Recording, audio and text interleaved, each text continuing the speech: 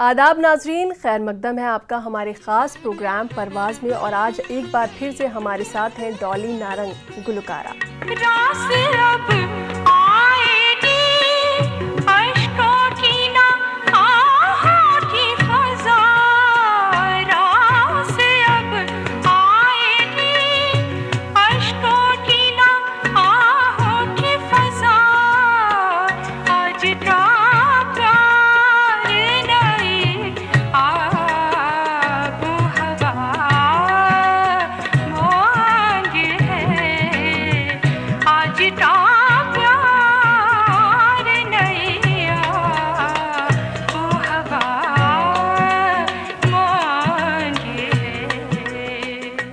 डॉली जी, खैर मकदम है आपका हमारे शो में। Thank you so much.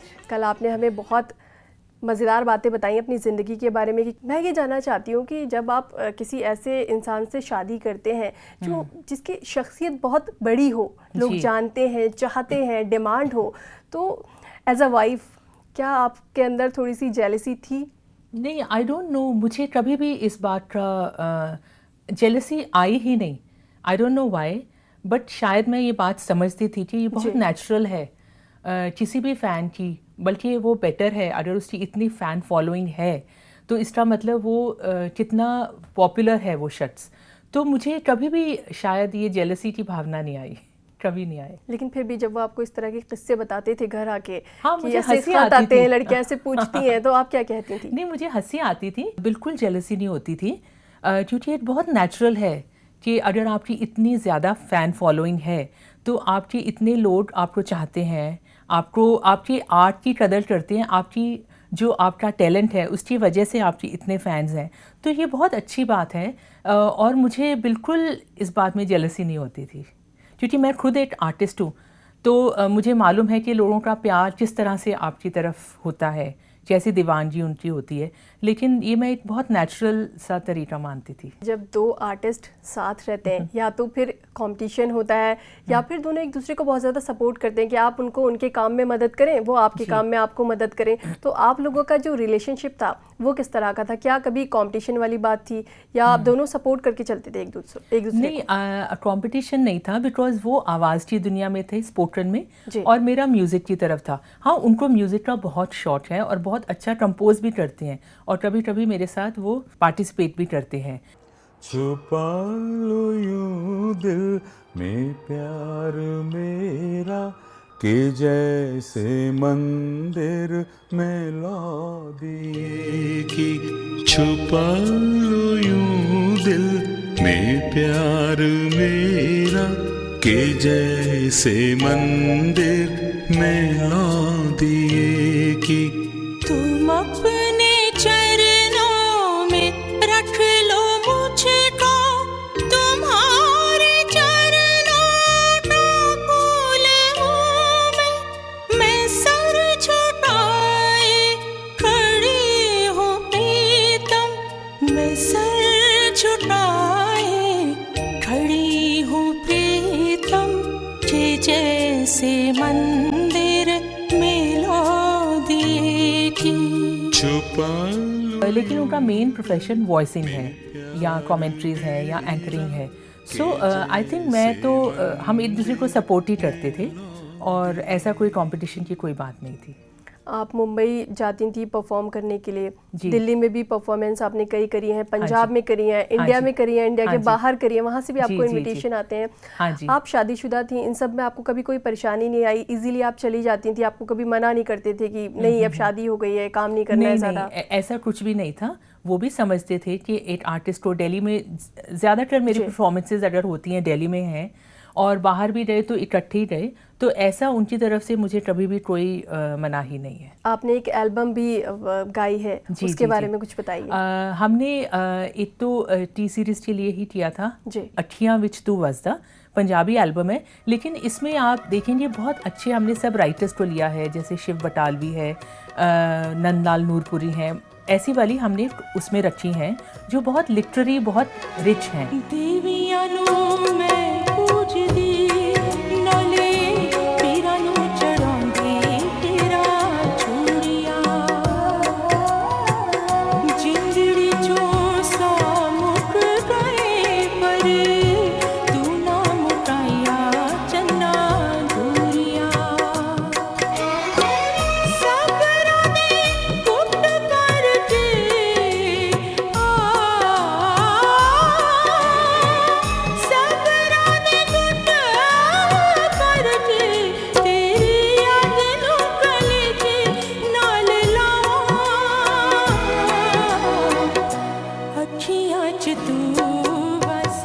हमारा चंबा भी उसमें एक है जो पंजाब की विरासत को बताता है।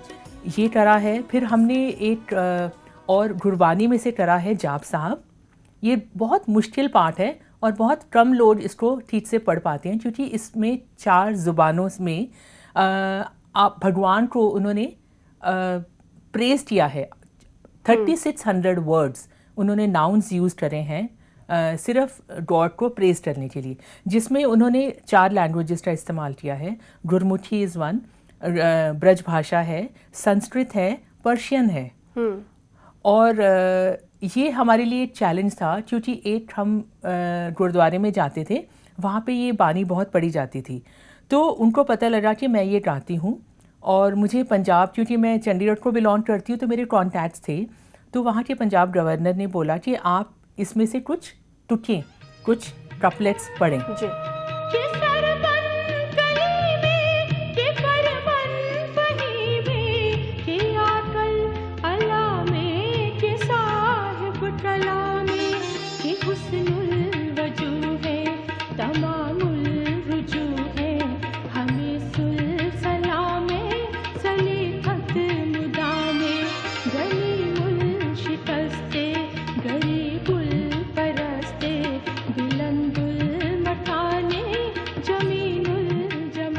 तो मैंने वो कुछ उसमें से गाई कपलेट्स, और वो उनको इतना आनंद आया सबको, तो उन्होंने बोला इसको आप पूरा कीजिए। अगर आप गाएं तो उसको कम से कम 1 घंटा लगता है, नहीं तो 40 मिनट तो सिर्फ पढ़ने में लगता है, और उच्चारण बहुत मुश्किल है। पता नहीं हमें खुदा ने ये ताकत दी, शक्ति दी कि हमने उसको पूरा कंपोज किया बैठ के, शमी जी और मैंने, और हमने उसको पूरा म्यूज़िकली पूरा गाया, और वो मेरी बानी ऑल ओवर द वर्ल्ड बहुत पसंद की जाती है। तो आई फील वेरी ब्लेस्ड कि हम कुछ ऐसा काम कर पाए जो अभी तक किसी ने अटेम्प्ट नहीं करा। आपकी ज़िंदगी के कुछ और पन्ने खोलेंगे, लेकिन फ़िलहाल रुकेंगे एक छोटे से ब्रेक के लिए। आप कहीं जाइएगा नहीं, बने रहिए हमारे साथ।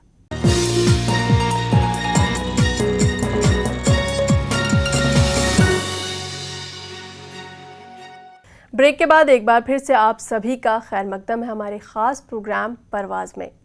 आपने बताया कि इंडिया से बाहर भी आपके लिए इनविटेशंस आते थे। लंदन आप गई, वहाँ पर आपने परफॉर्म किया, यूरोप में किया। जब किसी आर्टिस्ट के लिए बाहर से इनविटेशन आता है तो उस वक्त कैसा फील होता है? क्या लगता है कि क्या हम ज़िंदगी में जो पाना चाहते थे, जिस सोच के साथ, जिस उम्मीद के साथ, जिस गोल के साथ हम यहाँ पे आए थे कि हमें कुछ करना है लाइफ में, लोग हमें पहचाने, जाने, हमारी आवाज़ सुने, क्या ऐसा फील होता है? हाँ, बहुत अच्छा लगता है, बिकॉज़ आपको लगता है कि जो आपको आप जिस चीज़ के साथ पैदा हुए हैं, जो आपको बख्शा है खुदा ने, और उसको अगर पॉलिश करके अगर आप किसी के सामने पेश कर सकें और लोग आपको रिकग्नाइज करें, तो आई थिंक किसी भी आर्टिस्ट को बहुत अच्छा लगता है। सुख दुख झूठे, धन भी झूठा, झूठी मोह माया,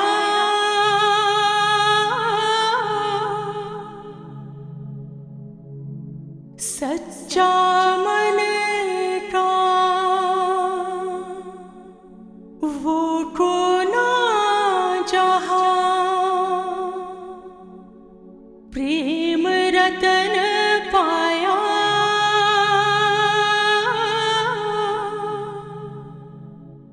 प्रेम रतन पाया। अगर कोई आर्टिस्ट पंजाबी में बहुत अच्छा गा सकता है तो उसे उसमें गाना चाहिए या हिंदी में जाना चाहिए? क्योंकि आजकल सबने टारगेट कर लिया है कि बॉलीवुड, तो कभी होता है कि अपनी लैंग्वेज है तो हमें उसे बढ़ाना चाहिए, उसमें गाना चाहिए। देखिए, आपको एक ये फ़ायदा रहता है, आपको एक और ज़ुबान आती है जी। अब जैसे हिंदी तो हम बोलते ही हैं, सारे बोलते हैं, और इंग्लिश भी बोलते हैं, लेकिन अगर आपको आप लकी हैं कि आपको एक और ज़ुबान पे महारत हासिल है, तो और पंजाबी जैसे मेरी मातृभाषा है, तो मैं डेफिनेटली चाहूँगी कि उसके में जो अच्छी चीज़ें हैं वो उसको लोगों के सामने लाया जाए। हमने बहुत सारे जिंगल्स किए हैं, मेरा ख्याल 400-500 जिंगल्स तो हमने करे हुए हैं जो हमने गाए हैं, और डिफरेंट लैंग्वेजेस में गाए हुए हैं, ऑल द लैंग्वेजेस। वो भी एक बहुत मज़ा आता है जब वो काम करते हैं, क्योंकि एक वो लैंग्वेज वाले हमारे पास आर्टिस्ट आ जाते हैं और वो हमको उसका करेक्ट तलफ़ुज़ बताते हैं, और बहुत अच्छा लगता है। आप बंगाली, उर्दू, संस्कृत, ब्रज भाषा वो तो है ही, ऑफ कोर्स गुजराती, सब में आप गाएं, all south Indian languages. MCD school children के लिए हमने एक बहुत बड़ा प्रोजेक्ट किया था, जिसमें उनका जो सारी सब्जेक्ट्स थे उनको हमने फिक्शन में और म्यूज़िक में कन्वर्ट करा, और उनकी डेफिनेशंस को हमने गा के सुनाया ताकि बच्चों को अच्छे से रजिस्टर हो जाए, क्योंकि म्यूज़िक से आप रिदम में कोई भी चीज़ करें तो आपको टेबल भी बड़े अच्छे से याद हो जाता है। वो एक बहुत अच्छा प्रोजेक्ट हमने करा, एंड आई फील लकी कि हम लोग ऐसी चीज़ें कुछ कर पाए। और आप लोग कुछ एनवायरनमेंट से रिलेटेड भी कोई सॉन्ग प्रिपेयर कर रहे हैं? यही कामना, यही है दुआ, चारों ओर हो ताज़ी हवा, फूलों की खुशबू हरदम महके, पेड़ों की शाखों पे पंछी चहके, देखे हर पौधा पेड़ बनता हुआ, यही कामना, यही है दुआ, अनमोल है ये संपदा, रक्षा करे इसकी सदा, यही कामना, यही है दुआ, चारों ओर हो ताज़ी हवा। ये तो बहुत बढ़िया सॉन्ग है, इसके लिरिक्स बहुत अच्छे हैं। मैं बात करूंगी कि ये किसने कंपोज किया, और जब दो आर्टिस्ट जो है एक साथ काम करते हैं तो एक दूसरे को क्रिटिसाइज भी करते हैं। हाँ। इन सब पर बात करेंगे, लेकिन फिलहाल रुकेंगे एक छोटे से ब्रेक के लिए।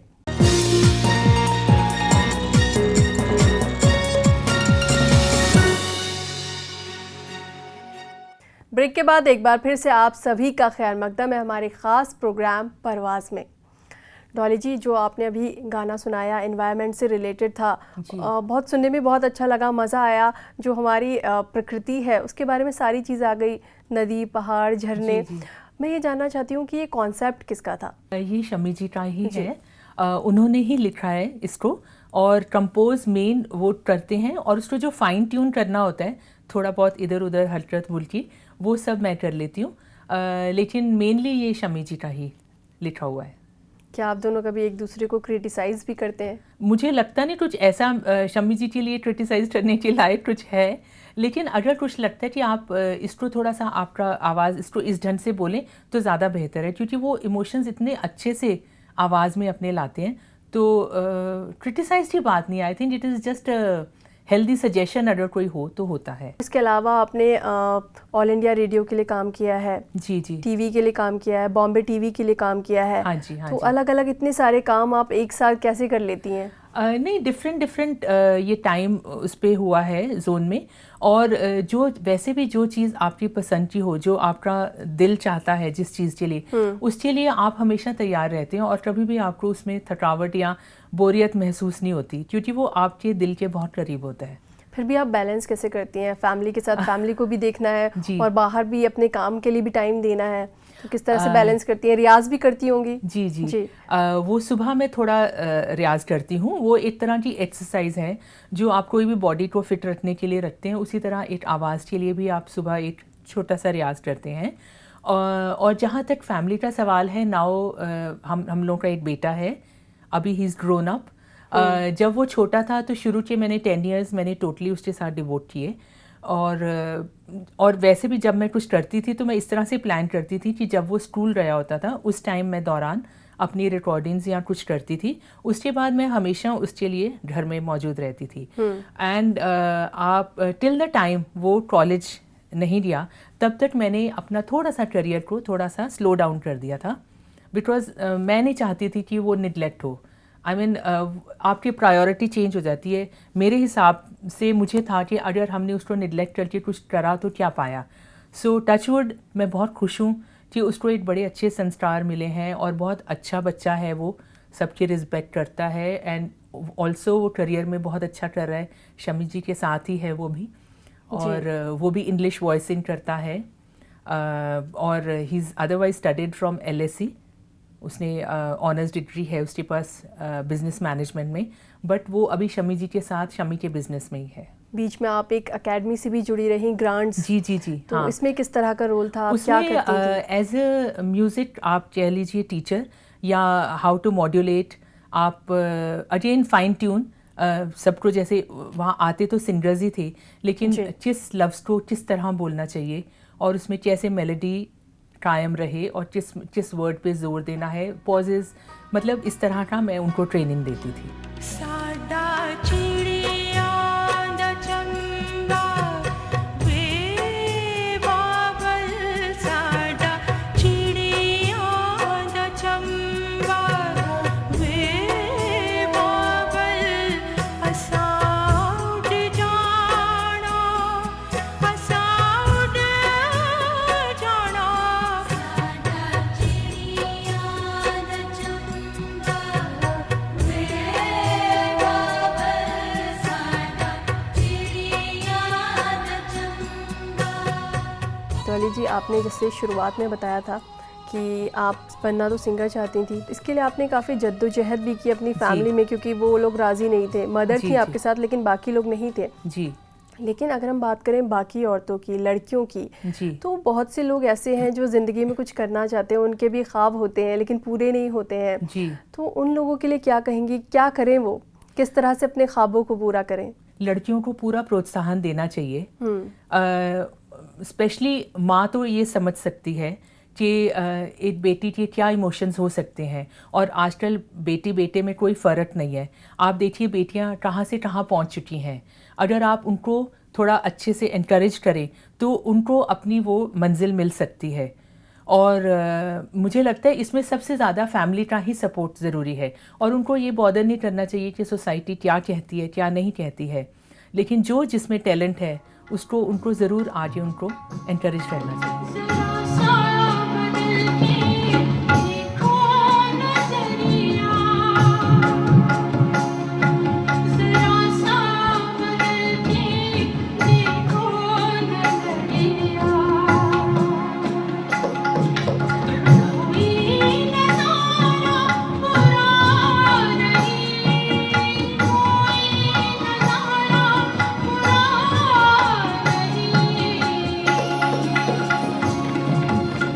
नहीं। जहाँ से आपने शुरुआत करी थी जी। वो दौर अलग था, जी। और आज का जो दौर हाँ है जी। वो और बहुत ज़्यादा अलग है। हाँ जी। आपको किस तरह के डिफरेंसेस देखने के लिए मिलते हैं? अभी बहुत आपको लगता differences है हैं, आपको हाँ। लगता है कि अगर मैं इस दौर में पैदा पैदा हुई होती, होती जी, जी, तो जी। लाइफ में कुछ और करती? अक्सर ये बात ना मैं और मेरे हस्बैंड डिस्कस करते हैं जी। कि काश हम इस दौर में आए होते। He has of course got, Shami ji को तो बहुत रिकग्निशन मिला है, पर हमें लगता है कि जो अब जिस तरह रियलिटी शोज चल रहे हैं म्यूज़िक के, इसमें पेरेंट्स खुद आप देखेंगे आके उनके साथ अपना काम छोड़ के उनके साथ 2-2, 3-3 महीने बिताते हैं। जी। उनको वो प्लेटफॉर्म, हमारे ज़माने में ये प्लेटफॉर्म नहीं मिला हमें, और इसीलिए कई बार लगता है कि काश हम इस दौर में पैदा हुए होते तो शायद हमारा टैलेंट और निखर के आता।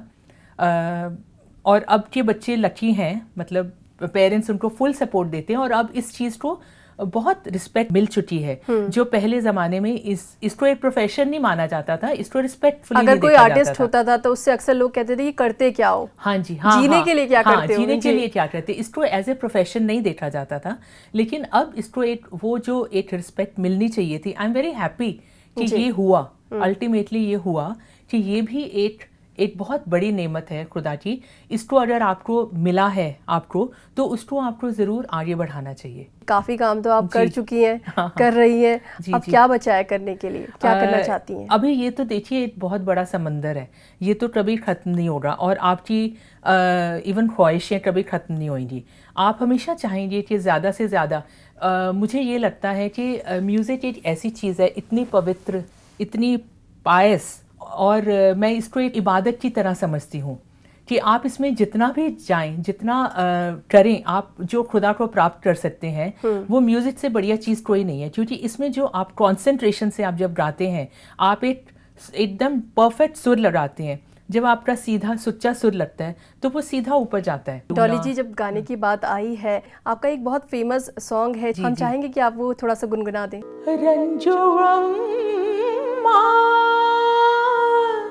ये है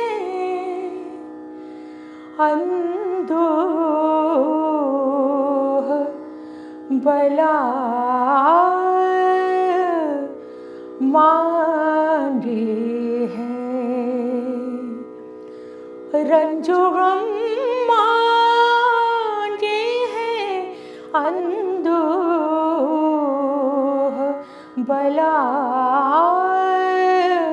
मांगे हैं।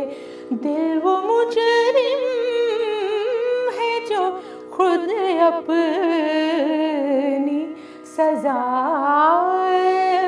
मांगे हैं। दिल वो मुजरिम है जो खुद अपनी सजा मांगे हैं। तू भी दौलते नायाब है, तू भी दौलते नायाब है, पर क्या कहिए जिंदगी और भी कुछ तेरे सिवाय मांगे हैं। जिंदगी और भी कुछ तेरे सिवाय मांगे हैं। आप हमारे स्टूडियो में आई, तमाम बातें अपनी ज़िंदगी से जुड़ी हुई आपने हमें बताई। आपका यहाँ आने के लिए बहुत बहुत शुक्रिया। थैंक यू, मुझे भी बहुत खुशी हुई आपके साथ गुफ्तगू करके। तो ये थी गुलकारा डॉली नारंग। फिलहाल हमें दीजिए इजाज़त, आप देखते रहिए ETV उर्दू। रास अब